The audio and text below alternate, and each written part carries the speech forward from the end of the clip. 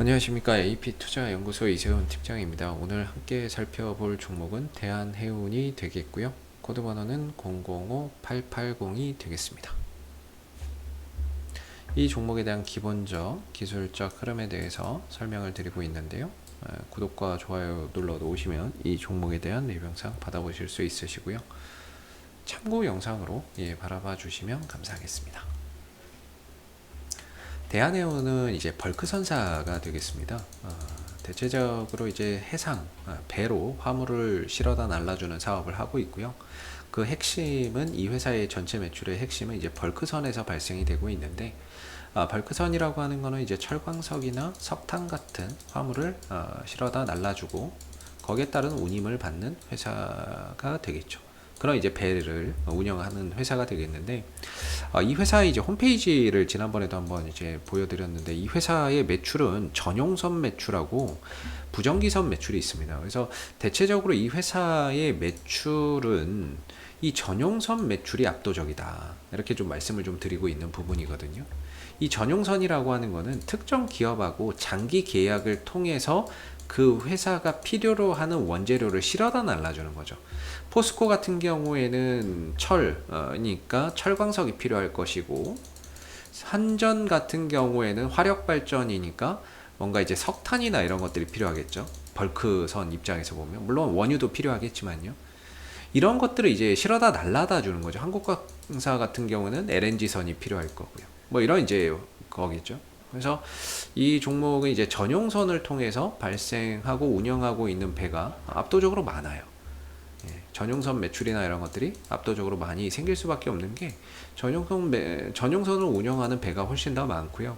반대로 이제 비정기선, 부정기선이라고 본다면 이거는 이제 그때그때 상황에 맞춰서 투입되는 배를 말하겠죠. 그래서 화주의 요구에 맞춰서 그때그때 투입되는 배를 말할 텐데, 이런 거야 당연히 BDI 지수 영향을 받겠죠. 그러나 운영되는 배나 이런 것들이 그렇게 많지는 않다라는 점에서 상대적으로 이 회사는 이제 매출이나 이익이 전반적으로 전용선 매출에서 대다수 발생이 되고 있고, 그러다 보니까 이익이나 이런 부분들이 안정적으로 좀 발생된다는 장점이 있습니다. 대신에 이제 또 BDI 지수나 이런 부분들의 영향을 상대적으로 좀 덜 받는다라는 이야기도 있습니다. 근데 최근에 이제 BDI 지수나 이런 부분들이 계속해서 또 상승세를 좀 보여주다가 좀 꺾였어요. 조금 이제 뭐 추세나 이런 것들은 여전히 상승세죠. 상승 추세를 보여주고 있는데 가다가 조금 이제 상승세가 살짝 꺾였습니다.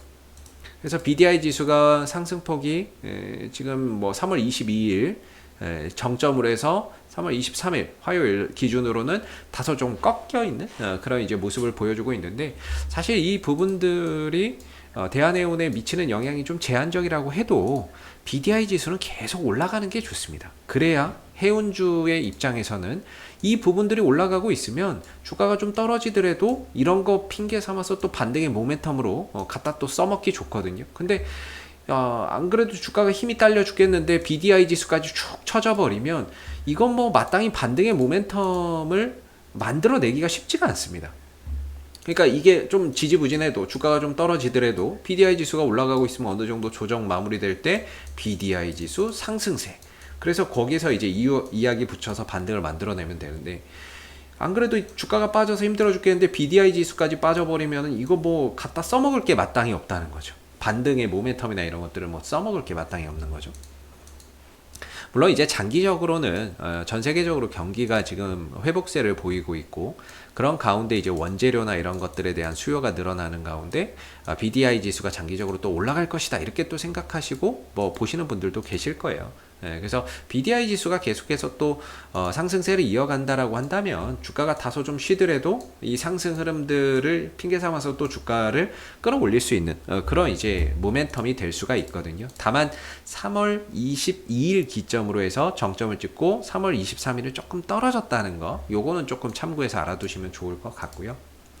그래서 이제 대한해운 같은 경우에는 핵심은 뭐냐면 벌크 선사다라는 겁니다. 요약을 해보면 벌크 선사고, 벌크 선사인데 전용선 매출이 높다. 그래서 매출의 편차가 크지 않다. 이익이나 이런 것들이 안정적으로 발생이 된다라고 말씀을 드릴 수가 있겠죠. 그래서 그런지 BDI 지수를 무시할 수는 없겠지만은 이 BDI 지수에 대한 영향을 상대적으로 좀 덜 받는다라는 게 이 종목에 요약해 보면 이렇게 좀 요약해 볼 수 있을 것 같아요.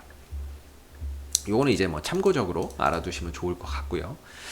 기술적으로 이제 대한해운의 흐름들을 보면은 주가나 이런 부분들이 지난해 11월부터 해운 운임 지수, 이때는 솔직히 벌크선 운임 지수가 올라간 건 아니고요. 상하이 컨테이너 운임 지수가 올라갔거든요. 근데 상하이 컨테이너 운임 지수가 올라가니까 HMM이 지금 난리가 나죠. 계속해서 올라가고 있죠.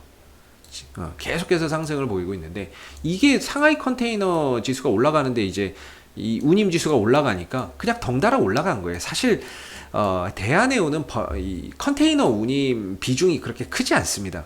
매출 비중이 크지 않아서 사실상 수혜를 뭐 그렇게 본다거나 이런 건 없는데, 그냥 해운주가 좋으니까 덩달아서 그냥 좀 같이 갔다, 이렇게 좀 보시면 좋을 것 같고요.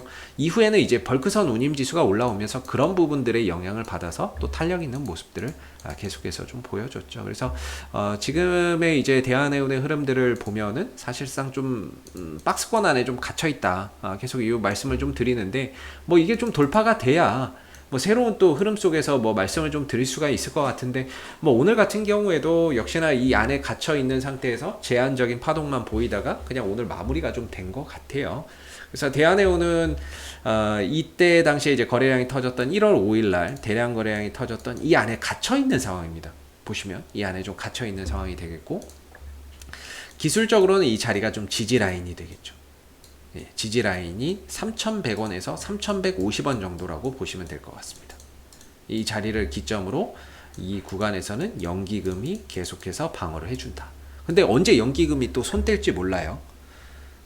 지금까지는 사줬는데 나중에 손 뗄 수도 있습니다. 근데 지난 뭐 1월달인가 2월달부터 보면 연기금이 계속해서 저 가격을 방어를 해줬어요. 3,100원하고 3,150원.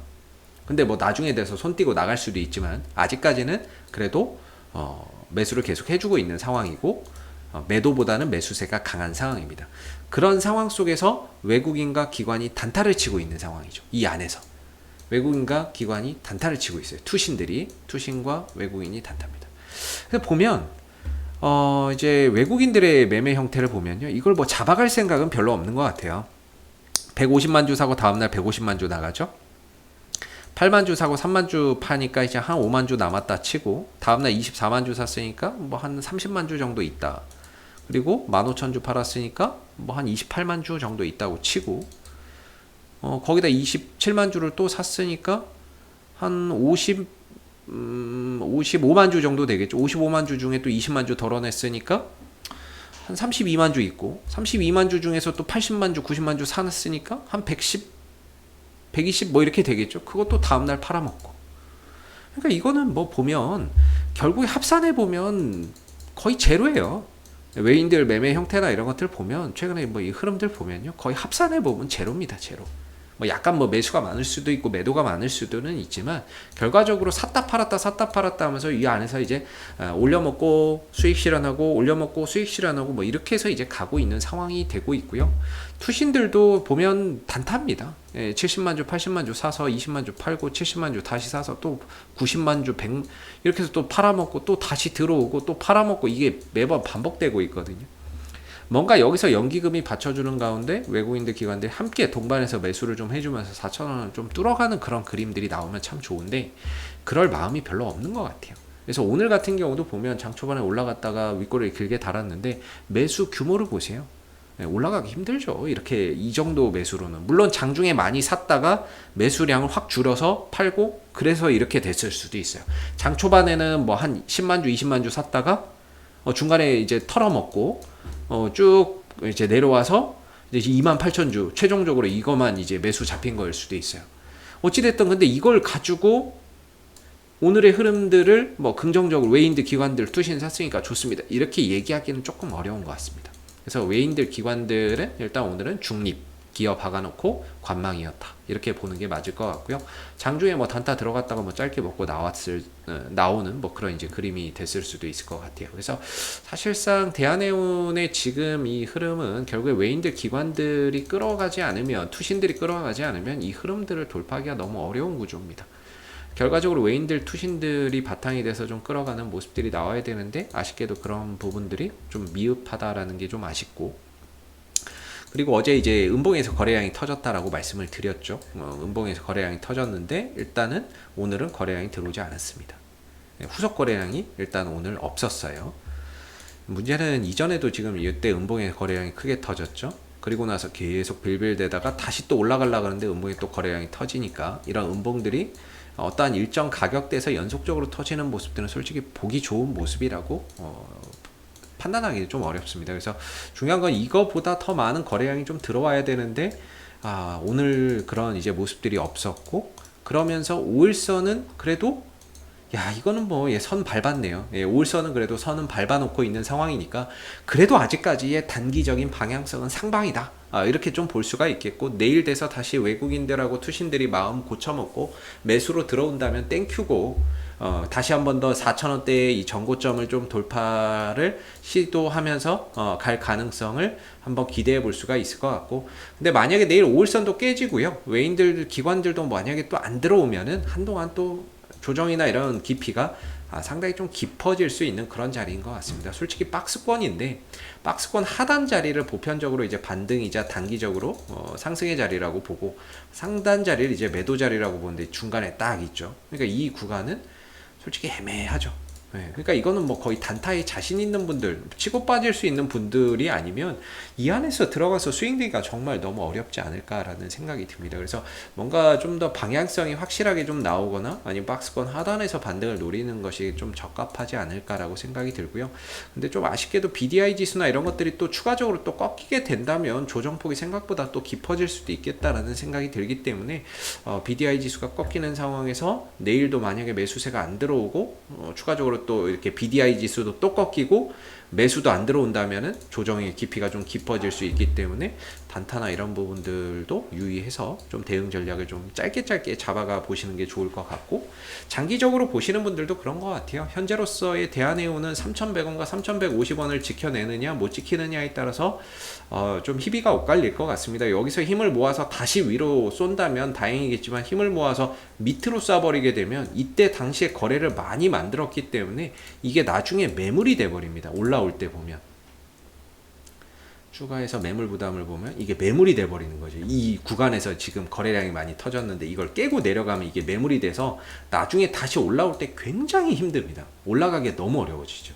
그래서 뭔가 한 3,100원, 3,150원을 기점으로 조금 뭐 대응 전략이나 이런 이제 기준점을 좀 잡아서 보시는 게 어떨까, 이렇게 좀 생각이 드는 부분이고요.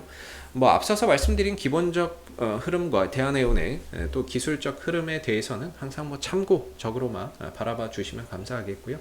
앞으로도 대한해운은 이슈가 생길 때마다 계속해서 리뷰 영상 남겨드리고 있으니까요. 구독과 좋아요 한번 눌러주시고 오늘 영상은 여기서 마무리하도록 하겠습니다. 감사합니다. 그리고 무료 추천 종목을 매일매일 드리고 있습니다. 네이버에서 AP투자연구소를 검색하시게 되면 네이버 웹사이트 상단에 AP투자연구소 홈페이지 링크가 나옵니다. 클릭하시게 되면 AP투자연구소 홈페이지로 접속을 하실 수가 있는데요. 가운데 무료 추천 종목 카테고리에 2021년 무료 추천 종목을 클릭하시게 되면 소장님께서 매일매일 실시간 브리핑, 국내외 시황에 대한 실시간 브리핑과 함께 무료 추천 종목을 드리고 있습니다. 하나 눌러서 들어가 보게 되면 아침 댓글 리딩은 7시 42분에 시작이 되었고요. 무료 추천 종목을 보시기 전에 꼭 읽어보세요도 참고해서 읽어보시면 좋을 것 같습니다. 그리고 간밤에 있었던 미 증시에 대한 상승과 또는 하락에 대한 이유도 간략하게 이렇게 설명을 밑에 쭉 드리고 있는 부분들이고요. 그리고 9시가 되게 되면 무료 추천 종목이 나오게 됩니다. 무료 추천 종목의 종목명, 그 다음에 이제 매수가, 그 다음에 1차 목표가, 손절가가 함께 제시가 되고 있고요. 보통 2종목에서 3종목 정도 매일매일 무료로 추천이 나온다라고 보시면 되겠습니다. 로그인을 하지 않아도 누구나 볼 수 있기 때문에 무료 추천 종목이 필요하신 분들은 홈페이지로 접속을 해주시면 되겠고요. 종목이 상승하게 되면 그 상승한 부분에 대해서도 이렇게 댓글로서 장중에 리딩을 해드리고 있고, 반대로 또 하락하게 되면 그 하락한 부분에 대해서도 댓글로서 리딩을 해드리고 있기 때문에 무료 추천 종목이 필요하신 분들은 홈페이지에 오셔서 많은 도움 받아가시면 좋겠습니다. 감사합니다.